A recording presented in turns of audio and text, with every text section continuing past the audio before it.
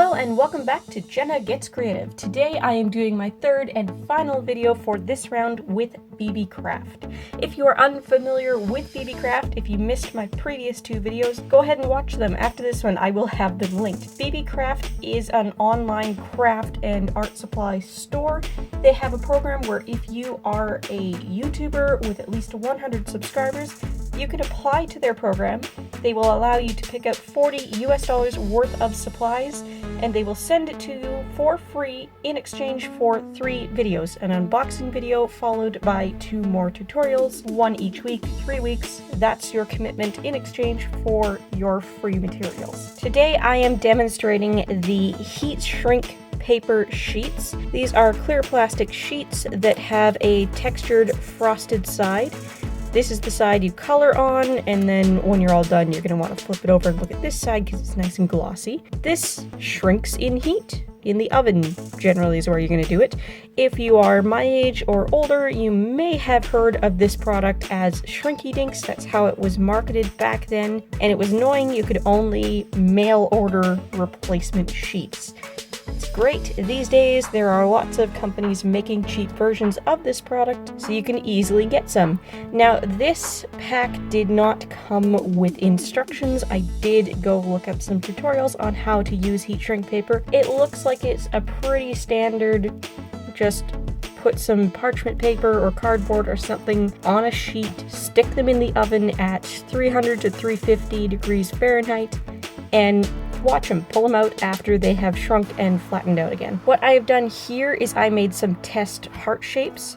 As you can see from this cutout and this heart, that's how much they shrink. This piece was cut out of this piece. This one I colored on this side with a water-based marker, and I think that one turned out quite nice. I do like the finish on that. This one I colored with several Ohuhu markers, so this is permanent alcohol-based ink. The color does come out nice and smooth when it's just one color, but as you can see by this weird bleeding thing, they don't blend well on this, they don't layer well on this, and actually when I was trying to color it picked up the black from the outline as well. So that would not be my favorite choice for coloring these, but I know some people really love using Sharpies, and that's almost the same ink. This one I colored with colored pencil. I really like this finish, and I think this is what I will be using for the full demonstration. This one I colored with Conte sticks, and this one also came out nice. The tutorial I watched figuring this out, making sure I knew what I was doing, used regular chalk pastels, and the color still comes off a bit. You would have to seal this. On that note, if you are going to be sealing your crafts, whether it's this or any other craft you do, be sure to use a material that is made for sealing. Any sort of craft adhesive that is made with sealing in mind, such as Mod Podge, it will stay in place, it's not going to crack, it's not going to flake away, and it's not going to yellow your colors. If you use something like clear nail polish, which I know is really popular in the crafting community, eventually that's going to flake away, and if you applied it too thick, it may not dry properly in the first place. And if you use something like Hairspray, that's going to yellow like crazy. Don't use that on your fine art either. Get an actual art spray. Last but not least, I colored this one with a Posca acrylic paint marker. I have also seen people use chalk markers from Posca and similar brands. And this one stayed pretty domed up. It did not flatten. And this paint kind of reactivated when it was hot, and I made it uneven accidentally by touching it.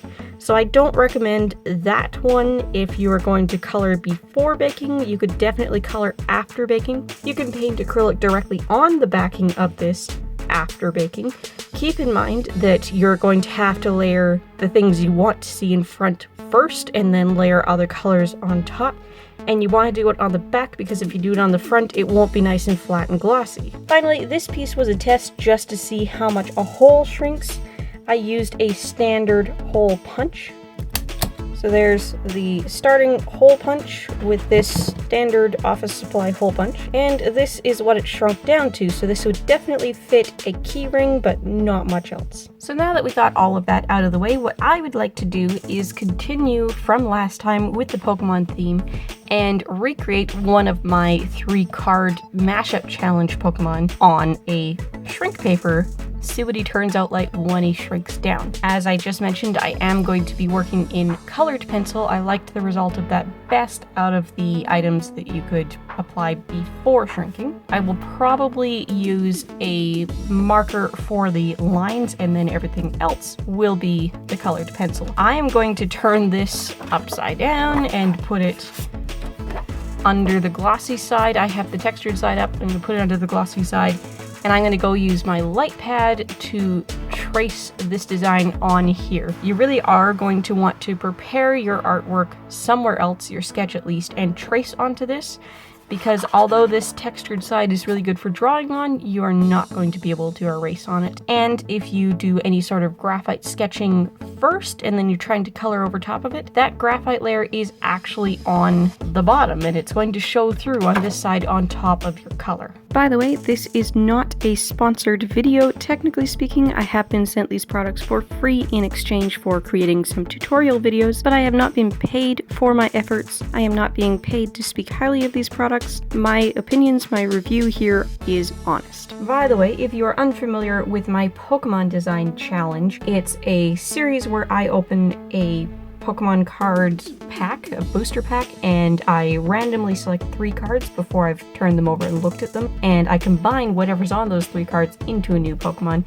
I did this one in 2019. If you want to look it up, just go to my Pokemon playlist and look for this guy in a 2019 video. This was a mashup of Gengar, Oddish, and Inkay. It's Gengar's basic body shape with Oddish feet, Oddish leaf hairdo. He's wearing Inkay's top as a skirt type thing, and he's got Inkay's tentacles coming out of the Oddish leaves. I'm going to be using pigment-based fine liners for the outline. The sketch you saw when I first brought this guy up was done in a Prismacolor Kohl Erase in black. So it is black, you're not going to see it through the pigment ink, especially when it shrinks down, but there was the possibility that I could lessen up any mistakes because it is erasable colored pencil, and my primary coloring medium will also be colored pencil, so theoretically I could blend it out, hide it, smudge it around with an eraser if I had to, and then blend it out and hide it with the other colors. I'm going to kick most of this coloring process into time-lapse so that I can listen to an audiobook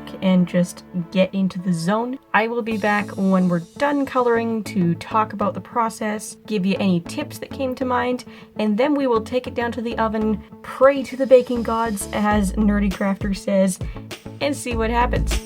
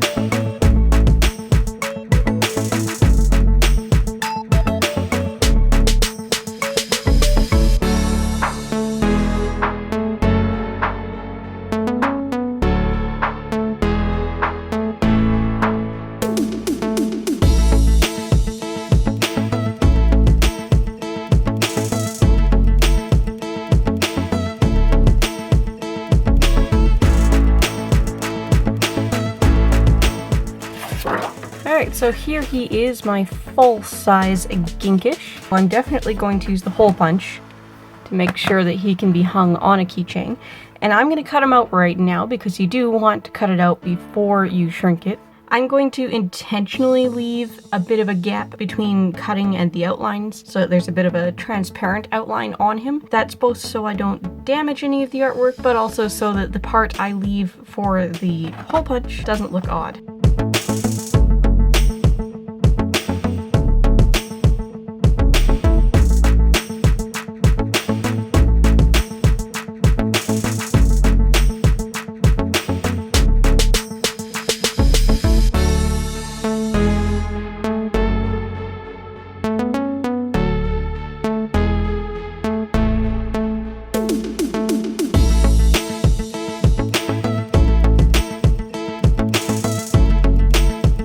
Here he is on parchment paper on a baking sheet, and I am preheating the oven to 350 degrees Fahrenheit. My channel is not intended for children. I do expect that all of my audience members are old enough to be on the main YouTube platform, but just in case, disclaimer, if you are underage, please do this with the supervision of an adult or get an adult to do this part. And there he is in the oven. We're gonna sit here for a couple minutes and watch him shrink. Of course the camera doesn't want to stay in focus.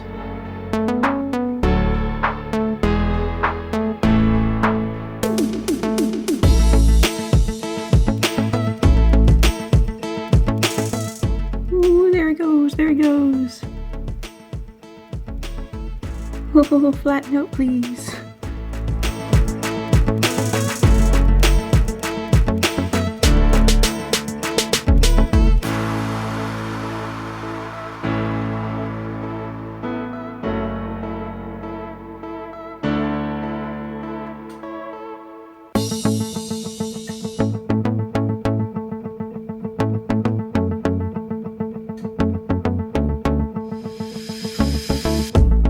There he is, shrunk down on the parchment paper. He's a lot darker now because all of the pigment is very condensed. I will be back in a couple of minutes when he's cooled down and I can take him back up to my desk, compare him with the drawing we based him on, all that good stuff. And there we go, here's our final product. Unfortunately, I put him shiny side down on the baking pan, and the parts that stayed down while he shriveled up like you saw got a little bit roughed up, so I just tried to polish that out. It's not going to polish out. You could put a coat of some sort of seal over it and that might mask it, but lesson learned, put the rough side down. So as you can see, all of the details that I layered first are visible on this side, and this is the shiny side that you want to use.